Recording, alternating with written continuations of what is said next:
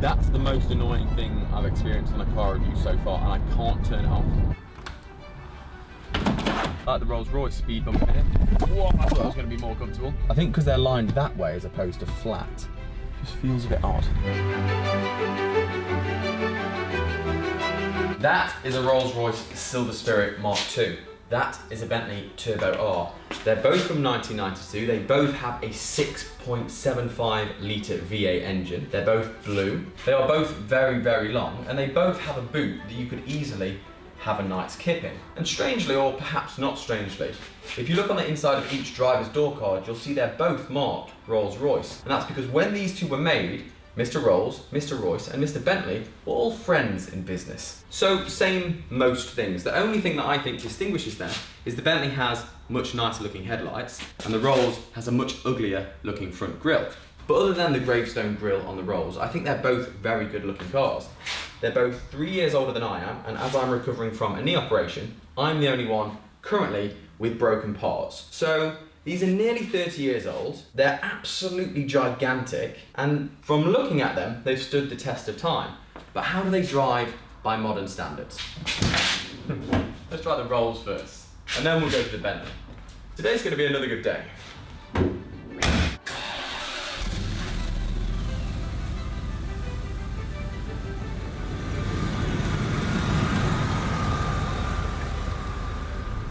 Now, the first thing to know is just how big this thing is.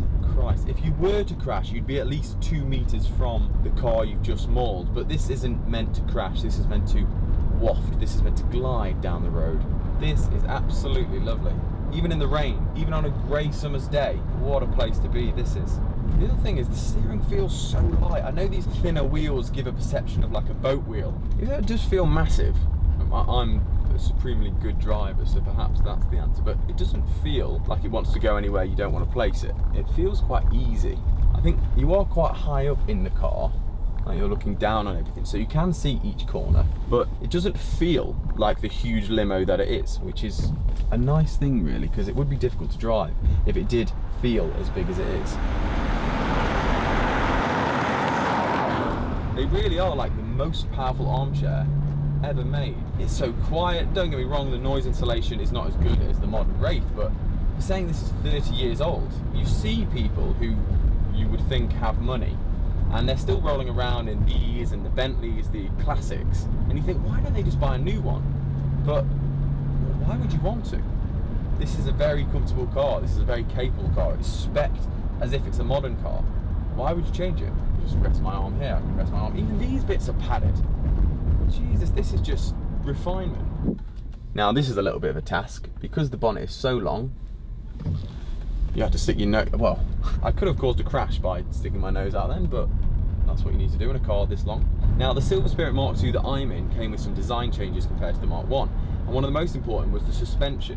It comes with something called automatic ride control. It's a fully automatic system that can adjust the dampers in each corner in real time, so it's no surprise it does glide over the scars of the English road. If you were being chauffeured, you'd be very undisturbed in the back as your chauffeur ran away from someone or raced someone. Don't get me wrong, there is body roll, but the dampers do seem to do their job in keeping it quite balanced. You've got to remember how heavy this car is. It's not meant to be a sports car, it's meant to be like a big boat that handles quite well. It comes with a 6.75 litre V8 and it produces, they never really said the figures, but around 300 brake horsepower. Goes. This is no slouch, don't get me wrong, it's not pin you in your seat fast, but how this gets to speed. Rolls have always been about that though, haven't they? It's never how quickly can we get you to 60, it's let's glide you there with effortless power. You do feel like a lord in this thing. Looking down my nose at everyone in supreme comfort. The one thing I will say that is definitely very strange or not usual compared with modern cars is the window setup. So you have 1, 2, 3, 4, and the first one is for yours. The second one is for your front passenger. Third one is for your rear right, and fourth is for your rear left.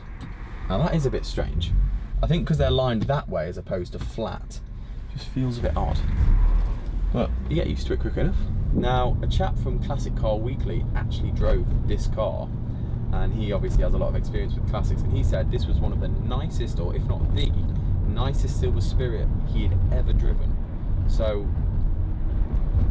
I am a very lucky boy to be driving this. The point of this car is to elegantly glide, whether you're cruising or being chauffeured in the back. And I have to say, 30 years after this was made, 30 years after it rolled off the production line, it still does that. It's for getting from A to B in complete serenity. It's meditation, the silence of the cabin, the refinement of the interior.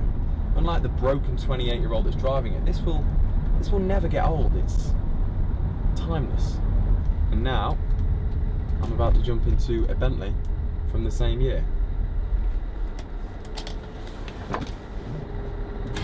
Foot brake on, into park, engine off.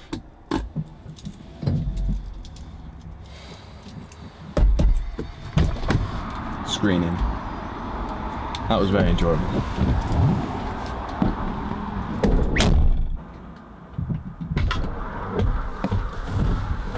So now we're in the Bentley. So much like the Rolls, this has thicker carpets than most houses, comfier seats than most cinemas, and even by today's standard has a spec that isn't out of date. It has electric seats, it has memory seats, heated seats, electric wing mirrors, electric windows. So like the Rolls, a ridiculous spec for the 1990s, an aristocratic feel, and also a 6.75 litre V8 that produces around 300 brake horsepower. But this has something that the Rolls doesn't, and the clue is in the name. Oh, that is a good pickup. Now, I've driven modern Bentleys. I've even driven a Bentley Super Sports, which is like a rocket ship, 0 to 60 in less than 4 seconds, in something that weighs 2.25 tons. It's quite the experience, and I'm not pretending like this aristocratic limo is anything like that, but it does want to go, much more so than the Rolls, I have to say. And there's even a sport button down there, so if I press this, I get sport on the dash, and that means I could race anyone I want to in my huge 10-metre Bentley. And even in the corners, it feels similar to the Rolls, but there are obvious differences in the drive, I think. During development, a guy called Mike Dunn, who was the chief engineer in the factory in Crewe, actually wanted to stiffen the dampers. They had suggested 10% and he wanted to do it by 50%. So what he did was up the anti-roll bar rates, 100% at the front and 60% at the rear. He also increased damping, and increasing damping, a panhard rod was used to anchor the rear subframe, and that reduced side-to-side movement in corners. Where the Rolls Royce feels slightly like a boat, this feels like a race boat, let's say. Now, this was all done so the R Turbo had an improved ride compared to the previous Mulsanne, and it must have worked, because when it was first introduced to America, Motor Trend said this was the first Bentley in decades deserving of the famous name. And it really is a special name. Let's not forget, just because it's old, of the craftsmanship that goes into each and every one of these. At the time this was made, they were only making 8 per week for the American market. 8. You think production lines were in full force at that point, but when you're only turning over 8 cars out the factory a week, it goes to show the level of detail that people were putting into these cars. Each body shell was cleaned 5 times by hand before priming and spraying, which was also done by hand. Even the pistons, the valves and the crankshafts were individually machined and polished, and then assembled in an oil bath to prevent the risk of dust contamination. From the point of sale, it took 3 months and an 87-point check to ensure the Bentley that someone had just bought was up to standard.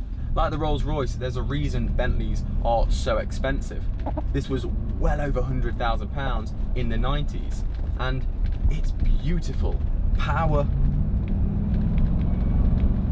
that pulls whenever you need it, and comfort always. If I had to put into words the direct comparison between the two, if the Rolls Royce wafts down the road, then this whirls. Both move elegantly through the air, but this just does it with a little bit more of that intangible pizzazz.